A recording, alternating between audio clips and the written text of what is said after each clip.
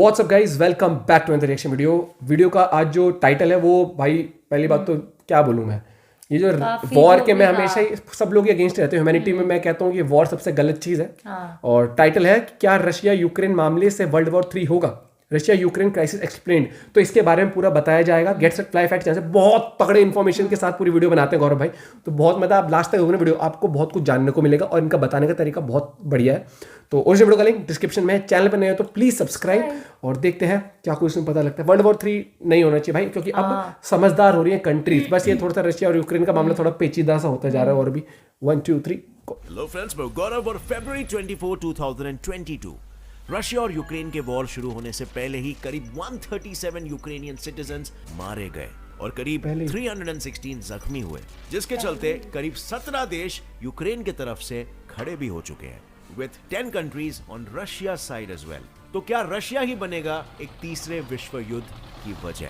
लेकिन पिछले कुछ सालों में यूएस बैक्ड नेटो फोर्सेस ने रशिया के वेस्टर्न बॉर्डर्स पर मौजूद सभी एक्स सोवियत कंट्रीज को हेवीली मिलिटराइज करके रखा है, जिसके खिलाफ रशिया ने 17 दिसंबर 2021 में आवाज भी उठाई थी। तो क्या western countries and specifically the US Ukraine जैसे एक्स सोवियत नेशंस को पपेट्स की तरह इस्तेमाल कर रहा है ताकि रशिया को पूरी तरह से टुकड़ों में तोड़ डाले या फिर खत्म ही कर दे? और इस सब के बीच दोनों कुछ ये कह रहे हैं, требует от нас решительных и незамедлительных действий। तो आखिर ये डॉनबास किस चिड़िया का नाम है जिसके पीछे वेस्ट और रशिया दोनों पड़े हुए हैं? वेल, इन्हीं सारे सवालों के साथ चलिए शुरू करते हैं आज का हमारा ये interesting video titled Russia Ukraine crisis part 2। 18th century ये वो समय था जब इंडस्ट्रियल रेवोल्यूशन दुनिया भर में अपने पैर पसार रहा था और सभी मेजर कंट्रीज अपने इन्हीं इंडस्ट्रीज को पावर देने के लिए कोल और अन्य रिसोर्सेज से भरे हुए रीजन्स को ऑक्यूपाई कर रहे थे। और इसी बीच सोवियत एम्पायर ने भी कोल डिपॉजिट्स से भरे 2 रीजन्स पर अपने नजरें गड़ाई। इन 2 रीजन्स का नाम था डोनेट्स्क और लुहांस्क, जो वैसे तो प्रेजेंटली यूक्रेन और रशिया के बॉर्डर पर मौजूद 2 अलग प्लेसेस हैं, लेकिन रशियंस इन्हें कलेक्टिवली डॉनबास के नाम से पुकारते हैं। और इसीलिए प्रेजेंटली यूक्रेन में जो क्राइसिस चल रहा है उसमें रशिया मेजरली 3 बातों पर अड़ा हुआ है। नंबर 1, क्योंकि डॉनबास में रशियन स्पीकर्स की तादाद ज्यादा है और वो रशिया में फिर से मिलना चाहते हैं, यूक्रेन और नेटो इन एरियाज को रशिया में मिलने से रोक रहा है, जो कि उन्हें नहीं रोकना चाहिए। नंबर 2, क्योंकि डॉनबास के सपोर्ट से चुनकर आए यूक्रेनियन प्रेसिडेंट विक्टर यानुकोविच को 2014 में सिर्फ इसीलिए हटाया गया बिकॉज़ उसने यूरोपियन यूनियन और नेटो को ज्वाइन करने से मना किया था। Now Russia wants such leaders to be restored to power. Number 3, क्योंकि over a period of time NATO forces ने ऑलमोस्ट सभी एक्स सोवियत नेशंस जैसे रशिया, पोलैंड, यूक्रेन एटसेट्रा को हेवीली मिलिटराइज कर दिया है। Russia obviously sees this as a threat और वो उन रीजन्स को डीमिलिटराइज्ड देखना चाहता है। So, now that you know कि इस कहानी की बेसिक जिस्ट क्या है, let's see कि recent ड्रामे की शुरुआत कहां से हुई। यानी simply let's discuss the sequence of events in present crisis। November 21, 2021 US Intel के अनुसार भारी मात्रा में रशियन ट्रूप्स और वेपन सिस्टम्स यूक्रेनियन बॉर्डर के पास दिखाई दिए। नवंबर 28, 2021 यूक्रेन ने यूएस की रिपोर्ट को बैक करते हुए दावा किया कि बॉर्डर पर करीब 92,000 ट्रूप्स हैं, जिसे रशिया ने तो पहले ठुकराया बट फिर कहा कि हम अपने ट्रूप्स तभी हटाएंगे जब यूक्रेन हमें नेटो ना ज्वाइन करने की लीगल गारंटी। दिसंबर 7, 2021 यूएस रशिया को ऑफिशियली धमकी देता है कि अगर उसने यूक्रेन को इन्वेड करने की कोशिश भी की ना तो उसको भारी कीमत चुकानी पड़ेगी। दिसंबर 17, 2022 रशिया ने नेटो और यूएस को एक्स सोवियत नेशन से दूर रहने का ऑफिशियल प्रपोजल दिया, लेकिन वेस्ट नहीं माना। जनवरी 17, 2022 रशिया ने यूक्रेन के बगल वाले देश बेलारूस के साथ मिलिट्री ड्रिल्स कंडक्ट किए। जनवरी 19, 2022 यूएस ने यूक्रेन के लिए $200 मिलियन की सिक्योरिटी एड अनाउंस की। जनवरी 24, 2022 नेटो ने अपने फोर्सेस यूरोप के ईस्टर्न डिफेंस या यूं कहूं तो रशिया के वेस्टर्न बॉर्डर वाले एरियाज में बढ़ाए। जनवरी 25, 2022 रशिया ने फिर अपने भी ट्रूप्स और डिफेंस सिस्टम्स बढ़ाए। जनवरी 26, 2022 यूएस ने नेटो ट्रूप्स को हटाने से मना कर दिया और कहा कि रशिया के डिमांड्स अनरियलिस्टिक है, जिस पर 2 दिन बाद चाइना ने वेस्ट को वार्न भी किया कि रशिया को हल्के में ना लिया जाए, पर यूएस नहीं माना और मिड फेब तक डॉनबास में घमासान फायरिंग चालू हो गई। फरवरी 19, 2022 डॉनबास के प्रो रशियन रिबेल्स ने वहां के रेजिडेंट्स को इवैक्यूएट करके सेफली रशिया भेजने की बात की, मगर यूएस ने इस सारी तबाही का ब्लेम अकेले रशिया पर डाल दिया और कहा अब रशिया किसी भी वक्त यूक्रेन को इन्वेड करने वाला है। फरवरी 22, 2022 रशिया ने यूक्रेन के डॉनबास रीजन में अपने ट्रुप्स उतारने का फैसला किया, वो भी ये कहकर they are on a peace keeping mission to protect the Russian people in Donbas. Now जो Russians फरवरी पे कर रहे हैं। 24 यानी इस पीस कीपिंग मिशन की ऑफिशियल शुरुआत से कितने लोगों और प्रॉपर्टी के पीसेस हुए, ये तो आई थिंक आप सभी न्यूज पर देख ही रहे हो। So instead let's just see कि इस not so peaceful piece keeping mission में क्या हुआ, कौन किसके साइड है।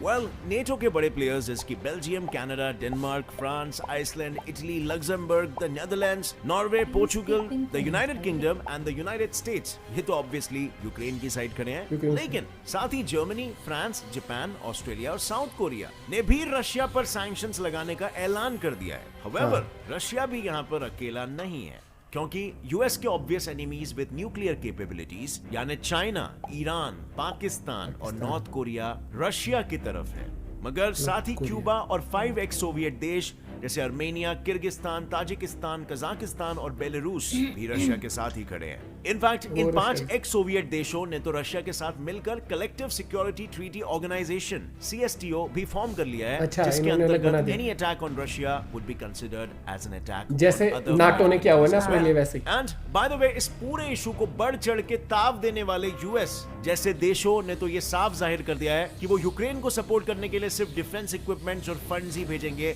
अपने खुद के मिलिट्री खुद के वो ट्रूप्स हाँ मना कर देना। और इसीलिए अगर ये नाम बड़े दर्शन छोटे वाले वेस्टर्न देश यूक्रेन की आगे बढ़कर मदद नहीं करने वाले हैं, तो फिर रशिया को रोकने के लिए ये देश आखिर किस तरह के एक्शंस लेने का दावा कर रहे हैं। Actions taken to curb the issue. Number 1, economic sanction by various countries. Economic sanctions UK, लग रहे हैं ना इन पे। रशिया के 6 बैंक्स, 11 बिजनेसेस, 8 प्रोमिनेंट लोग जिनमें हमारे पुतिन साहब के एक्स दामाद किरिल शामिलोव भी शामिल है, उनके पॉलिटिशियन सारे एक्सपोर्ट लाइसेंसेस पर सैंक्शंस लगाएंगे और एसेट्स को जब्त किया जाएगा, और इन सैंक्शंस के चलते रशियन कंपनीज अब यूके के मार्केट से पैसे बोरो नहीं कर सकती नहीं, हाँ। और यूके से कोई पेमेंट प्रोसेस नहीं होगा, जिसके बाद यूके ने तो अपने एयर स्पेस के दरवाजे तक रशियन एयरलाइंस के लिए बंद कर दिए। यूएस सैंक्शंस लगाने में यूएस डेफिनेटली पीछे नहीं रहने वाला है।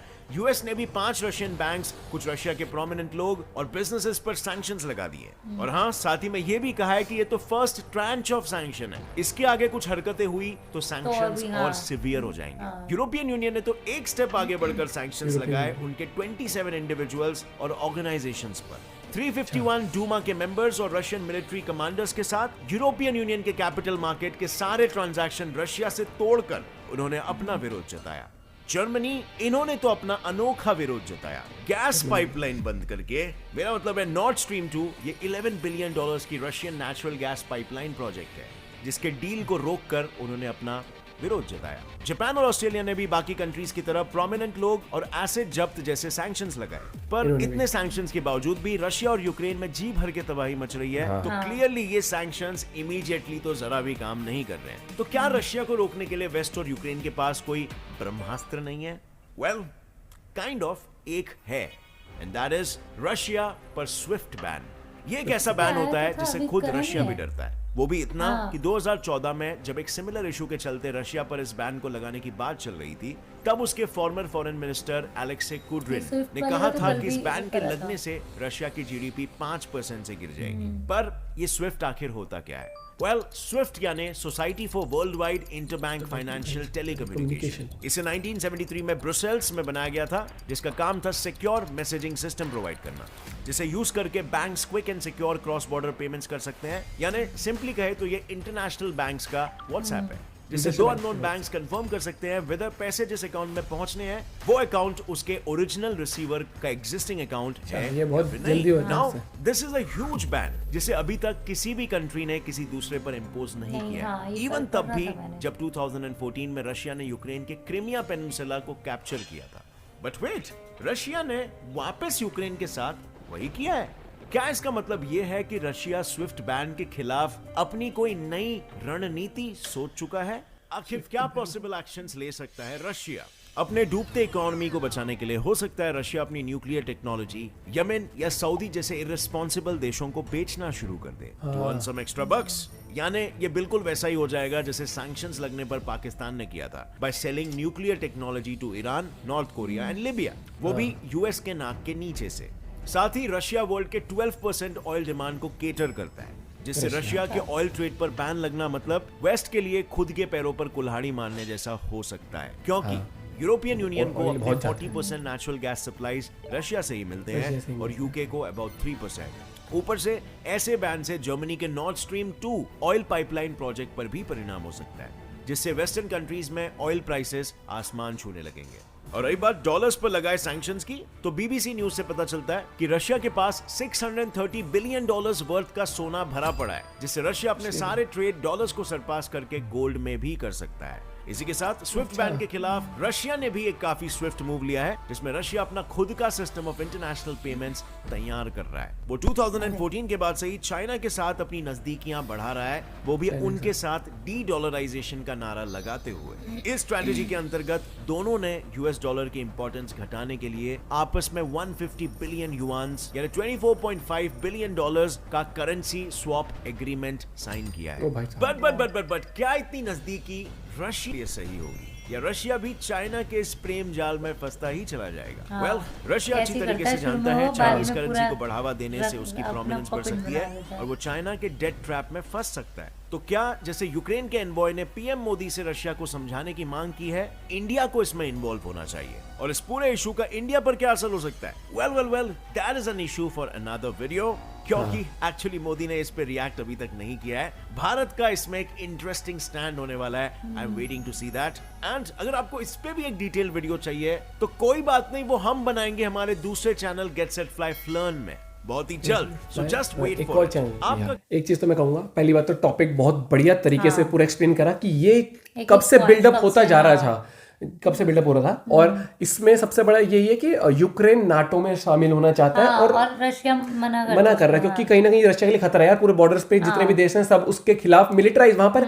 यूएस की मिलिट्री हर जगह यूएस की होगी, बाकी कंट्रीज भी अपने मिलिट्री ट्रूप्स रखेंगी।